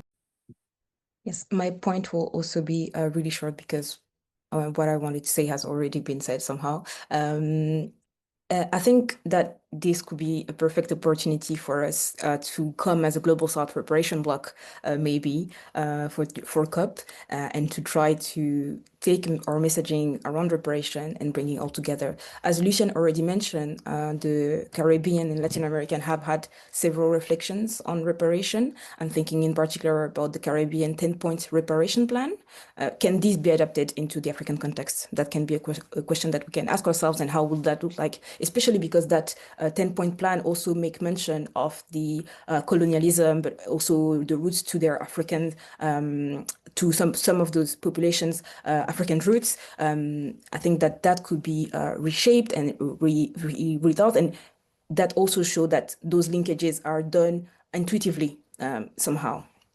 We could try to, when thinking, for example, about the African advisory opinion, we're already starting to see collaboration happening. I think that Lucien with Natural Justice, they have made this working group that not only invite African lawyers and advocates, but also has invited other lawyers and advocates to join, who have participated in other proceedings, the ICG one, the ITLOS one, and the Inter-American Court one, to the conversation, so that we can learn from each other and go forward. And I think that those same collaboration could also be brought to COP around reflections on reparation. So I think we have a lot of cultural connection there. And also now we're seeing a lot of legal connection that could be led into a more broader conversation. So yeah. Thank you, Samir. And I think you opened a door that I would love to walk into. And I'm looking at you, Henrietta. You mentioned Samir, you mentioned the CARICOM 10-point plan. So my broader question is, what lessons can African actors learn from existing reparations movements or transitional justice processes? So perhaps, Henrietta, you have some reflections to share around that topic. Sure, just to echo what Samira said, we can definitely draw inspiration from what already exists from the CARICOM 10 points gender plan and potentially frame something similar for Africa. I mean, I understand that when the committee, I responded to that question on the chat about the committee of experts, that they are not yet constituted. The AU took a decision for them to be constituted, and we're waiting for the opening for them to essentially tell us it's now time for the nominations, etc., and to have that come to be. But the idea is that that committee is supposed to adopt the common position on the African common position on reparations, right? And so I'm saying we could definitely draw inspiration from the CARICOM 10-point and have something similar for us, but to ground it in like lived realities within the continent. Another idea, recently, the African Reparations Hub at the University of Free State had a colloquium in collaboration with a number of institutions, legal law schools within Africa, to develop a 10-point agenda plan on mainstreaming reparatory justice in legal education. And so, right, that's drawing from the 10-point reparation plan that is already at the CARICOM level. Now that's for Africa and legal education. So how about those in the climate justice space, essentially from networks like this, develop something that could then be the template that we apply to climate justice specifically? And then generally speaking about how Africa and those in the Caribbean can work together. I've seen several forums where that shows up, and there's definitely more room for collaboration. Recently, there was a reparations conference hosted at the University of Pretoria, that was in June, and we had the Barbados Reparations Commission there. We had University of West Indies, University of Goma from Congo, University of Pretoria, South Africa. That was another platform where we saw collaboration between institutions and movements from Africa and Caribbean coming together to then put together something that brought legal scholars to share ideas, and potentially there's going to be a publication on that, on the African Human Rights Yearbook of this year, a publication jointly published by the Commission, Court and Committee at the African Union level. The publications from the conference would be featured there, and you can also see the communique and joint document that was adopted. So there are definitely many ways in which we can see these collaborations happen. Yeah, those would be my initial thoughts. Thank you for sharing those initial thoughts. Definitely a lot of potential for future collaboration, ongoing collaborations to be leveraged. I'm also very curious, now that this is, of course, an event that is co-hosted by the African Union's ECOSOCC, what role can African Union institutions play in advancing a sort of coordinated response around climate reparations? We already heard on the potential of the decade on reparations, but then that is broader reparations, right? Slavery, transatlantic slave trade. But then how do you bring climate into this? Or do we need something separate on climate reparations? Who would like to go first? Henrietta, stay with us. Please go ahead. So just very briefly, not so much on the climate bit. I'll leave the climate experts to speak more about that, but definitely on the broader question for AU institutions and how they can engage in this. So at the African Court level, we have this petition that we're hoping to come out favorably in however long it takes. I think the last one was two years or so. So with the estimation that June had given us, maybe by 2027 we have that and we can build around that. But then at the African Commission level, like the African Commission is that body that has the persuasive power in terms of agenda setting, human rights normative framework shaping of the continent, and they've adopted a number of resolutions generally on reparations from 616 for the roundtable, 543. Sorry, you said we should not call numbers of the Patrick. Anyways, but there are resolutions that the African Commission had already put out there in terms of calling civil society, academia to contribute to the reparations work. And I think there was a resolution in 2014 where they had instructed the Working Group on Extractive Industries to sort of produce a report on climate change for the continent.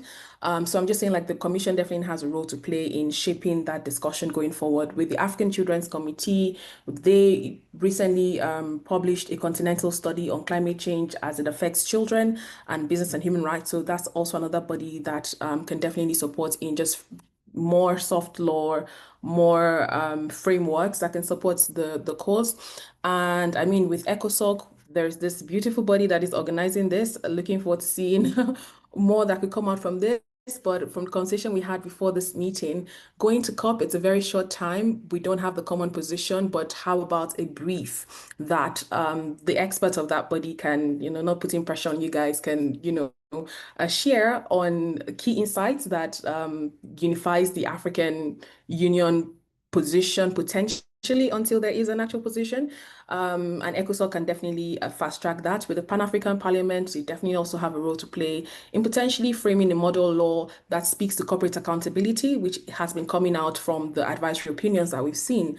And ultimately, so all of these can foreshadow the advisory opinion from the court that would then expand on Article 24, right to satisfactory enjoyment of health, et cetera, et cetera. So definitely the different bodies have one way or another, have a role to play one way or another, whether it's setting the agenda, giving us policy briefs, just setting the framework that could support the movement. Thank you for sharing these very concrete ideas and insights. Do any of the other panelists have anything on your chest you would like to share with us? If not, I have perhaps just want to point out we have amazing engagement in our Q&A chat box. A lot of you participants, I really appreciate it. You're giving very concrete examples of how this intersects with climate reparations, concrete ideas and food for thought. So I invite everyone to also take a scroll through the chat box. I have a very concrete question that I want to throw in here from Yasmin Boutaib. How can we create a South-South dynamic in favor of a human rights sensitive redress framework, mobilizing in particular the rights of future generations and the Warsaw International Mechanism for Loss and Damage? What is the role of civil society for this process? Does anyone want to pick this one up? I can give it a try. Thanks. Great. So I think what's really key here is the use of the opinions that we have, right? I think that's really an opportunity to bind the information, the principles and applications here that we've been talking about that kind of applies, might not apply. I mean, the ICJ's opinion is very direct. The ITLOS opinion is very direct. The Inter-American Court's very direct on key principles: common but differentiated, polluter pays, who is going to be responsible, what are the roles and obligations of states when it comes to climate change. And so I think if we use that as sort of the underpinning fundamentals to then drive forward, I think that will really elaborate and support the South-to-South engagement between governments and civil society. In terms of the civil society question, I think there really is a huge movement when it comes to South engagement. Just looking at natural justice, we connect with similar organizations in America, South America, sorry, similar organizations in Southeast Asia. And so I think that already exists, but it certainly needs to be amplified. And even within this area of South to South collaboration, there needs to be, frameworks and 10-point plans or things like that to really support and drive the work that we're trying to do. Thanks. Thank you, Lucien. I have one last for you guys, and this one is from Ndudi Bowe. Climate reparation for Africa must involve restoration of losses. Oh, no, sorry, wrong one.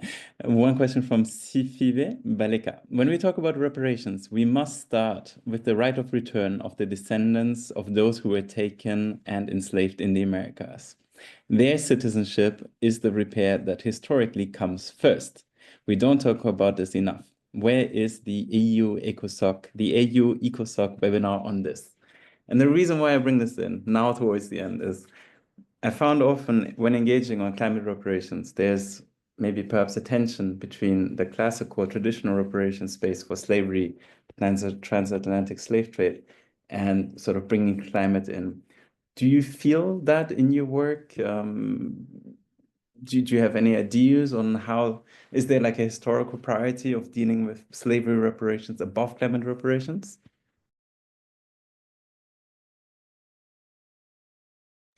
It's just an easy one towards the end.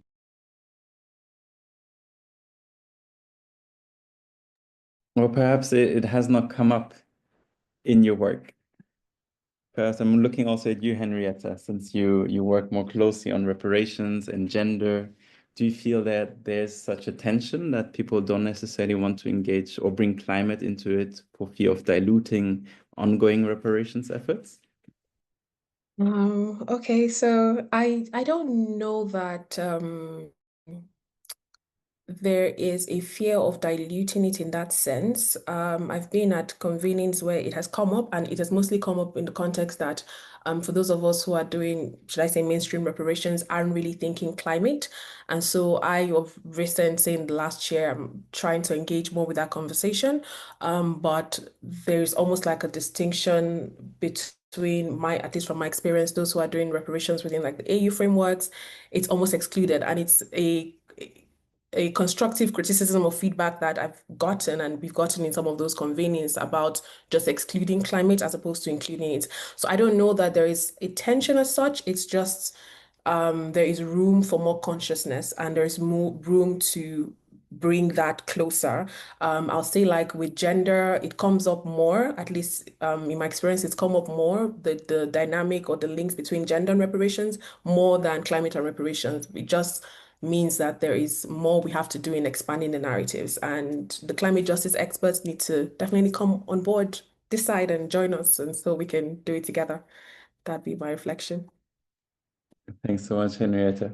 Very much appreciated. It's also a question that I have to deal with a lot in my work, so I was curious to hear your answers on this. Now, we are nearing the end of our webinar. I think, personally had a lot of fantastic and inspiring insights. I personally learned a lot, and I hope you, the audience, as well. I would now very briefly invite you, Henrietta, to provide some closing reflections on our discussion. And then we'll hear from Ms. Sarah Garbi for final closing remarks. Thank you so much. Thank you so much for the opportunity to do this. It's been such a rich conversation. I've tried to put down some highlights, but I'm just giving a mini version of highlights because the conversation was so rich and covered many perspectives. I think the first would be in terms of why the advisory opinion at the African Court matters. It matters because it centers African realities, it centers African law, African international law. It amplifies, climate justice within the context of the African human rights system. So specifically the African Charter, Article 24, expanding on the right to satisfactory and healthy environment, linking it to other human rights and other instruments that have been highlighted here. It also brings out that future element, the element of future generations, the intergenerational rights of the people, which is important. And so, again, we're bringing African legal thought to the conversation as regards climate justice. Seeing how that has a practical effect. Even though the advisory opinion from the court will not be out by the time we have COP30, it might be out by the time we're having COP31 or 32. And so that gives a legal framework for pushing the discussion, pushing negotiations beyond the rhetoric of climate finance as charity. It's now grounded as a legal obligation, and all these advisory opinions point to that. Which is very important. And the aspect that also came out was corporate accountability, corporate regulation, and the potential impact for strategic litigation that could come up from having these advisory opinions. So we're definitely in good hands going forward as to what can be obtained. And also in practice, there is a lot for governments to do, for civil society to do, communities, advocate, there's a lot of room for collaboration. We've talked a bit about South-South alliances. We can definitely leverage on the experience for climate justice and climate reparations push across the continent, across the world, and advance that in the continent as well. So there's room for the Caribbean community, people of African descent, to collaborate with those on the continent and look for ways to practically amplify the movement. There was a point made about basically translating this in a language that our grandmas can understand, the people in the community, in the villages, and in different walks of life can understand. So it's not just lawyers and experts and specialists, speaking technically in forms that are otherwise inaccessible to the greater majority of the continent. So there's definitely some thinking and expansion to be done in that space. Essentially, from The Hague to Arusha to COP30, the message is clear. Climate reparations are not charity, they are justice owed, and they are important. They're two sides of the same coin, and better now than before, Africa has not just the moral, but legal grounds to demand for justice and accountability with one voice. Thank you so much. And yeah, this has been a pleasure. Thank you, Henrietta, and a very powerful closing note. I like that. Next, we have Ms. Sarah Garbi, who's the cluster chairperson for rural economy and agriculture at the African Union's ECOSOCC. Please, Ms. Garbi, you have the floor.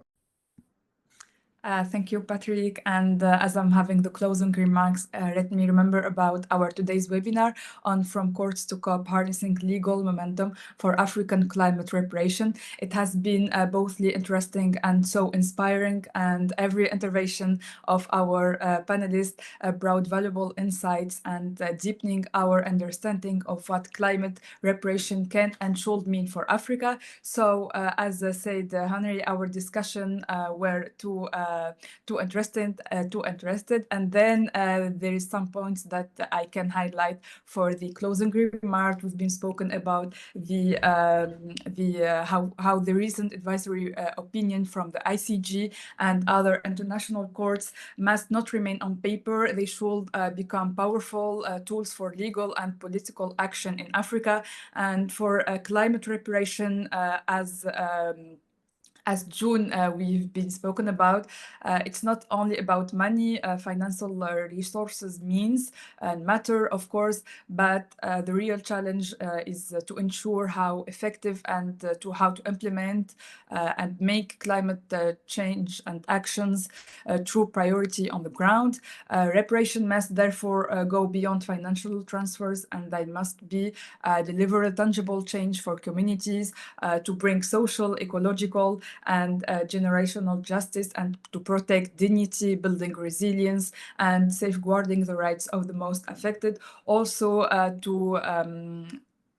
we've been lately spoken about, that Africa must build a strong South-to-South alliance and learn from other reparation movement and speak with one united voice in the global negotiation, especially as we are approach for the COP13, which will take place in Brazil. And the work we do now will shape Africa influence and impact at the scope. Also, for me, as I'm the chair of the Rural Economy and Agriculture Cluster ECOSOCC African Union, I want to emphasize that also the rural communities, farmers, women, and young people are on the front line of the climate crisis, and their food security knowledge and must be central to any reparation strategy. So maybe to close, we should also engage youth, as Henry said, also to speak clear, to have clear messages, to continue the good work, and that's it. Thank you. Thank you so much, Ms. Garvey, for these very thoughtful closing remarks. Now, while we're closing the conversation for today, I just want to say this is also a conversation that we would like to continue with our panelists, but also with you, our participants, and anyone watching the recording, since this will be shared. So I really encourage you to talk to each other, whether that's during the African Climate Week, at the upcoming African Climate Summit, or in the run-up to COP30, and of course beyond that, because it doesn't just finish in Belém. Also, do stay tuned for any developments in the African climate reparations space, whether that's on the academic side or the advocacy side, and do get in touch for further information on our work of the African Union ECOSOCC Thematic Working Group on Climate Change, and our work, of course, at African Futures Lab. I think we put some contact details into the chat. And very finally, I thank you all, our participants. I would like to thank ECOSOCC. I would like to thank Biophilic Conversations, my colleagues at the African Futures Lab for making this happen. A big thank you also for the interpreters, and this webinar is now closed.